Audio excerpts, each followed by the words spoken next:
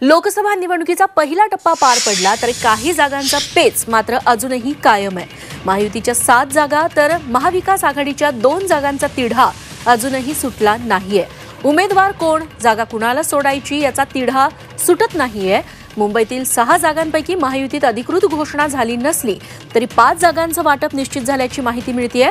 तर महाविकास आघाडीचं जागावाटप पूर्ण झालं असलं तरी 2 मतदारसंघातील उमेदवार कोण याबाबत प्रश्न आहे। तेव्हा महायुती आणि महाविकास आघाडीत कोणत्या जागांवर तिढा अजूनही कायम आहे, एक नजर टाकूयात। मुंबई उत्तर पश्चिम, मुंबई उत्तर मध्य, मुंबई दक्षिण या जागांचा तिढा महायुतीत कायम आहे। सोबतच ठाणे, पालघर, कल्याण आणि नाशिक। दुसरीकडे महाविकास आघाडीत मुंबई उत्तर मध्य आणि मुंबई उत्तर नेमका कुठला पक्ष लढवणार, कोण उमेदवार असणार याचा उलगडा अजूनही होत नाहीये।